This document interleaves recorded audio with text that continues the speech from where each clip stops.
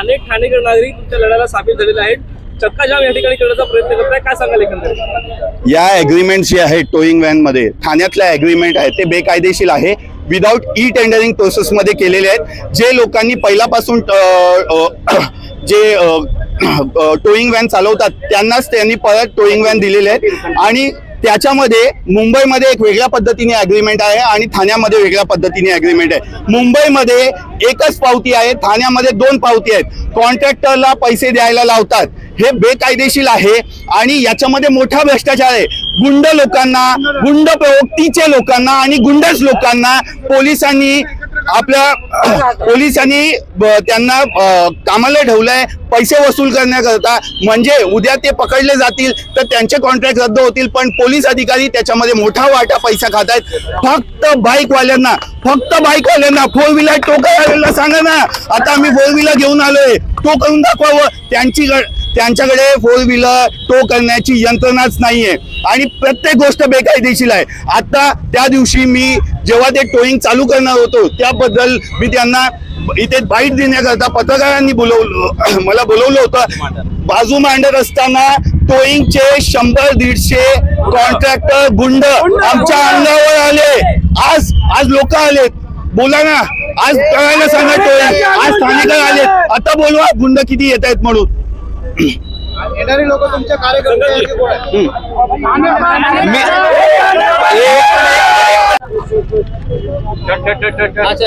तर 6 महिन्यानंतर आता पुन्हा टोईंग व्हॅन सुरू झालेले आहे। आता पुन्हा या ठिकाणी ठाणेकर रस्त्यावर उतरलेले आहेत टोईंग व्हॅन बंद करण्यासाठी। तुम्ही जर पाहिलं असेल तर अनेक वर्षापासून अजय जिया हे सातत्याने टोईंग व्हॅन विरुद्ध बोलत आहेत।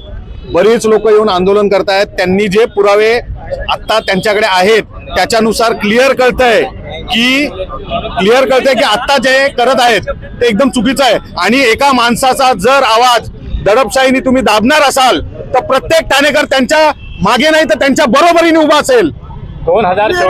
2024 ला एप्रिलमध्ये मी रितसर पत्र दिलं होतं, माझी गाडी लागते रोड नंबर 23 ला, रोड नंबर एवढा 22 मोठा असून सुद्धा ह्या आतमधल्या रोडला त्या गाड्या उचलतात। तेव्हा माझी त्या व्हॅनच्या कर्मचाऱ्यांबरोबर आणि त्या मुलांबरोबर माझी शिवीगाळ झाली होती। त्यांनी मला एवढ्या मोठ्या प्रमाणात शिवीगाळ केली होती। तसं मी त्यांना रितसर राठोड साहेब त्यावेळेस होते, त्यांना मी पत्र दिलं होतं, परंतु त्या पत्रावरती कोणतीही आजपर्यंत कारवाई झाली नाही। आणि ज्यावेळेस मी ह्या ठिकाणी त्या पत्राचा विचार करण्यासाठी येत होतो तेव्हा त्यांनी उडवाउडीची उत्तरं देऊन आणि तुमच्याकडे व्हिडिओ आहेस का, तुमच्याकडे काय पुरावे आहेत का, म्हणून असं त्यांना मला सांगितलं होतं त्यावेळेस त्यांनी।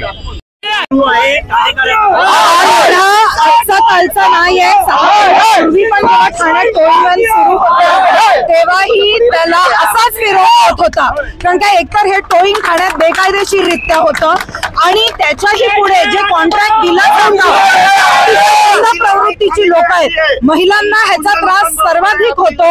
2 व्हीलर्स टो करून घेऊन जातात ब्रिजच्या खाली, काळोखात त्या 2 व्हीलर्स जेव्हा आम्ही सोडवायला जातो तेव्हा तिकडे कुठलाही आरटीओचा अधिकारी नसतो।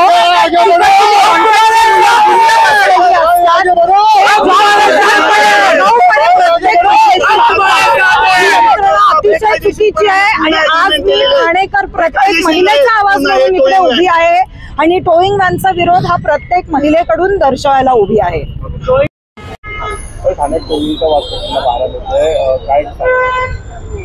ठाणे टोईंग बद्दल बऱ्याचशा तक्रारी होत्या, त्यामुळे आपण ती जानेवारीमध्ये त्यांच्याबरोबर करार करून 3 दिवसातच परत स्टॉप केल्या होत्या। त्यांना त्यासाठी CCTV आणि त्याच्यावर मेगाफोन माउंट करायला सांगितले होते। त्या दरम्यान त्यांनी ती सिस्टीम क्रिएट करायला त्यांनी तेवढा वेळ घेतला आणि आपल्याकडे या सोमवारी ते लोक त्यांनी मागच्या शुक्रवारी त्यांनी काही क्रेन्स आणल्या, त्या आपण त्याचं इन्स्पेक्शन केलं।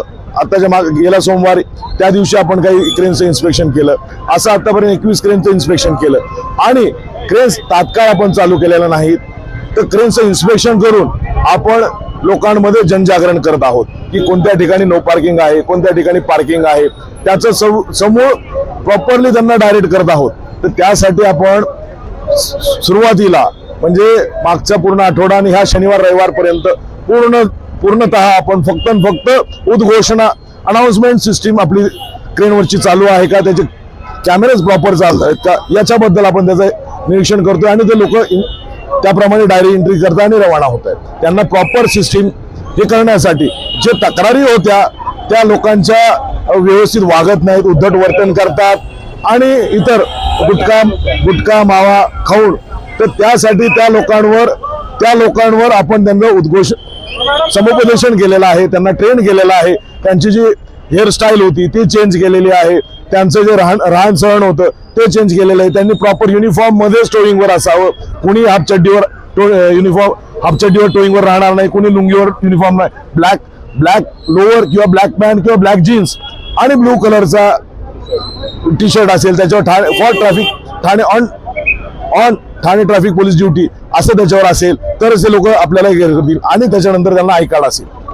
सगळ्यात महत्वाचं, टोईंग केल्यानंतर टोईंगचा पहिला पार्ट, टोईंगच्या पुढे आणि मागे दोन्हीकडे कॅमेरे आहेत, तर ट्रेन यासाठी त्यांना करणं गरजेचं वाटलं की त्यांनी आजूबाजूला कुठेही टोईंग करू नये आणि ह्या ट्रेन संबंधी कुठेही शंकेची भावना जनतेत उत्पन्न होऊ नये त्यासाठी आपण त्याच्यावर सीसीटीव्ही दिलाय. सीसीटीव्हीच्या समोरच, पुढच्या सीसीटीव्हीच्या समोरच ते चलान करतील आणि जर त्या ठिकाणी चलान करत असताना जर तो गाडीचा मालक आला तर तात्काळ जर चलान जनरेट झालं असेल, नसेल जनरेट झालं तर त्याला आपण काढून लावून देऊ, कारण आपला हेतू त्याला चलान करणं नाही, ती गाडी तिथनं निघणं आहे, तर तो घेऊन जात असेल तर त्याला घेऊन जाऊ देऊ.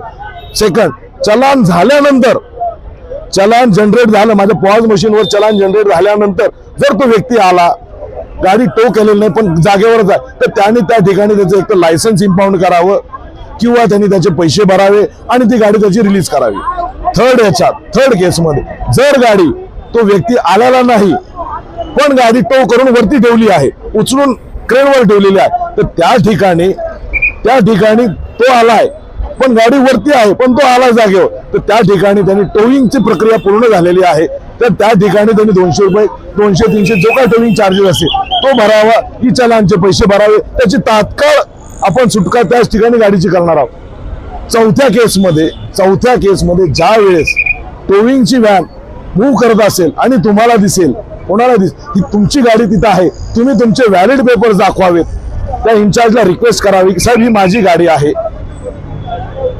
आपण ते गाडीचे व्हॅलिड पेपर्स बघून जाग्यावर रस्त्यातच त्या गाडीची उतरणा करणार आहोत आणि त्याच्याकडनं टोईंग चार्जेस आणि चलन चार्जेसचे काय असतील ते भरून घेणार आहोत. याच्या व्यतिरिक्त अजून काय करावं, तर ज्याला कोणाला वाटत असेल की याच्यात भ्रष्टाचार होतोय किंवा अजय जयांना वाटत असेल, त्यांच्या सहकार्यांना वाटत असेल, तर माझे 21 टोईंग व्हॅन्स आहेत, त्यांनी रोज 21 जणांनी रोज त्या टोईंग व्हॅन्सवर यावं, त्यांनी त्याच्यावर बसावं आणि त्याप्रमाणे त्यांच्याकडनं कारवाई करून घ्या. याच्या पलीकडे पारदर्शकता अजून काय असली पाहिजे आणि कसं करप्शन असणार असं त्यांनी मला सांगावं.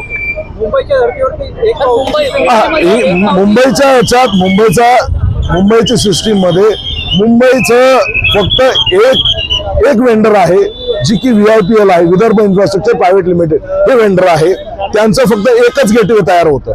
आपल्याकडे वेंडरची संख्या 18 आहे, आपल्याला 18 गेटवे तयार करायचे आहेत, त्याचंही आपण चाचपणी करत आहोत. यांनी तो मुद्दा पहिले नव्हता आलेला, पण मागच्या 2-3 दिवसाच्या आंदोलनामध्ये किंवा त्यांच्या